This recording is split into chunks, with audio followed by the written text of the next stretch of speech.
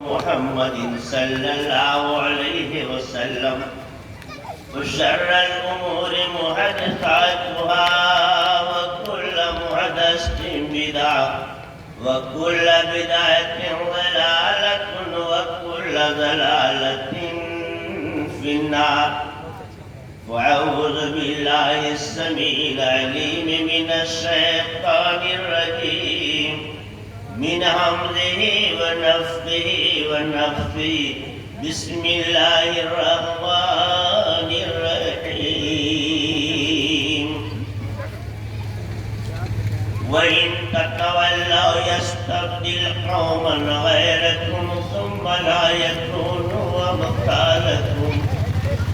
رب اشرح لي صدري ويسر لي أمري واحلل عقدة من لساني يفقهوا قولي.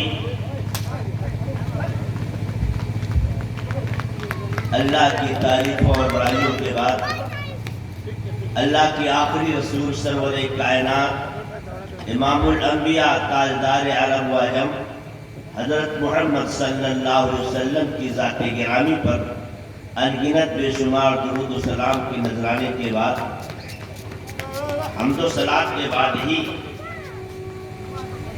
جو آیت کریمہ بطور عنوان تلاوت کیا ہے، یہ آیت کریمہ سورہ محمد 26واں پارہ اور سورہ کی آیت نمبر 38 ہے، 38۔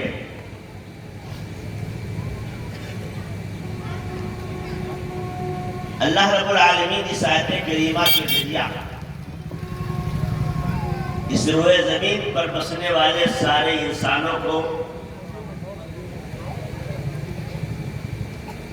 خاص طور سے اہل ایمان کو یہ مخاطب کیا ہے کہ اس کائنات ارضی پر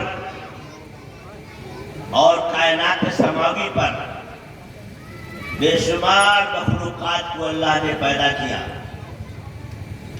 بے شمار مخلوقات کی۔ جب آپ اٹھائیں گے دنیا کی سب سے مشہور معروف اور مستند تفسیر علامہ ابن کثیر دمشقی رحمہ اللہ سن 667 ہجری متوفہ سن 667 ہجری، جنہوں نے قرآن کی تفسیر لکھی، اور اس سے پہلے تفسیر ابن جریر ہے، اور پھر کے بعد دیگرے تفسیر ابن جریر، تفسیر ابن کثیر، تفسیر بیضاوی، تفسیر حقانی، تفسیر یوسفی، تفسیر ماجدی، بے شمار تفسیر ہے۔ لیکن تمام تفسیروں میں سب سے بہترین تفسیر، تمام تفسیروں میں مستند تفسیر اگر مانی گئی ہے تو تفسیر ابن کثیر ہے، علامہ ابن کثیر رحمہ اللہ کی۔ اس کے اندر لکھا ہوا ہے کہ اللہ تعالیٰ نے اس پوری کائنات کے اندر 40,000 مخلوقات کو پیدا کیا۔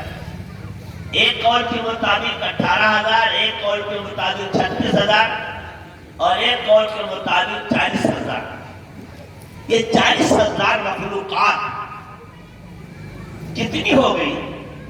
پوری دنیا کے اندر جتنے انسان بستے ہیں، چاہے وہ کسی بھی مذہب اور کسی بھی طرح اور کسی بھی نظریے اور کسی بھی نقطۂ فکر جو ہو، وہ سارے کے سارے ایک ہیں، یعنی ایک مخلوق۔ اس کے بعد جن یہ دوسری مخلوق ہے، شیاطین تیسری مخلوق ہے، ملائکہ چوتھی مخلوق ہے۔ اس طریقے سے یہ تمام کے تمام بے شمار مخلوقات ہیں۔ تو یہ چوپائے بھی اللہ کی مخلوق ہے، یہ پرند اور چرند بھی اللہ کی مخلوقات میں شامل ہے۔ لیکن اللہ رب العالمین نے دو مخلوق کو بہت عقل و فہم سے نوازا ہے، اور دو مخلوق کو اللہ رب العالمین نے وہ چیز عطا فرمائی ہے جو دوسری مخلوقات کو نہیں دی۔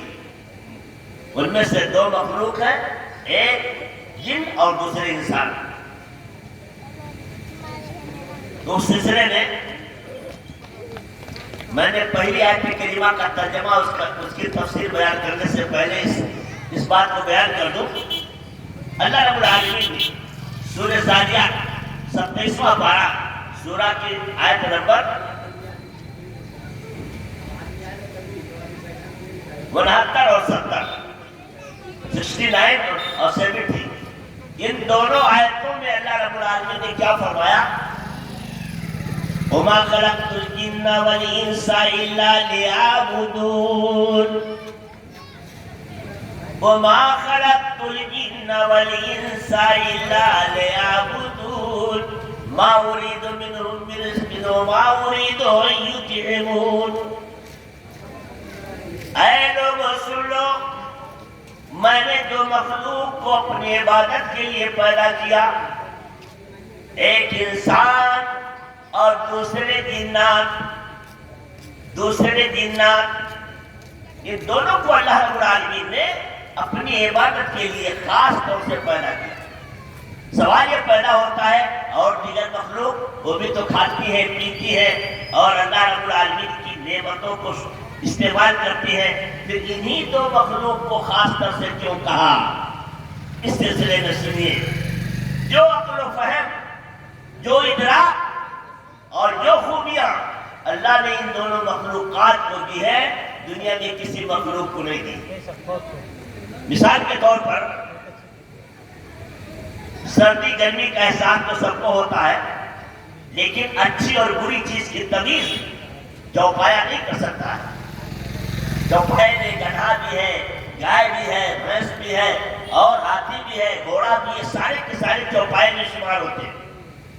تو کیا جو عقل و فہم اللہ تعالیٰ نے انسان کو دیا ہے، وہ فہم، وہ عقل گدھا کو، جانور کو، چوپائے کو دیا ہے؟ ہرگز نہیں. اسے کچھ سمجھ ہی نہیں ہے. جہاں وہ چاہتا ہے منہ مار دیتا ہے، جہاں چاہتا ہے پیشاب پیخانہ کر دیتا ہے. اس کو شرم حیا کا احساس نہیں. لیکن انسان تمام چیزوں کو بچا کر کے کام کرتا ہے. اسی لیے اللہ رب العالمین نے فرمایا وَمَا خَلَقْتُ الْجِنَّ وَالْإِنسَ إِلَّا لِيَعْبُدُونَ. ہم نے جنوں اور انسانوں کو صرف اور صرف اپنی عبادت کے لیے پیدا کیا. تو میں نے حوالہ دیا سورہ زاریات 27واں پارہ سورہ کی آیت نمبر 79 67 اور 79 69 اور 70. یہ دونوں آیتیں ہیں ایک کے بعد دیگرے. آئیے خطبہ مسنونہ کے بعد میں نے جو آیت کریمہ پیش کی اور حوالہ دیا، وہ حوالہ کیا ہے؟ حوالہ یہ ہے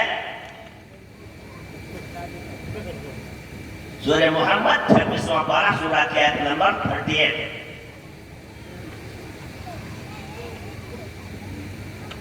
اے انسانوں، اگر تم اسلام سے روگردانی کرو گے، وَإِن تَتَوَلَّوْا يَسْتَبْدِلْ قَوْمًا غَيْرَكُمْ ثُمَّ لَا يَكُونُوا أَمْثَالَكُمْ.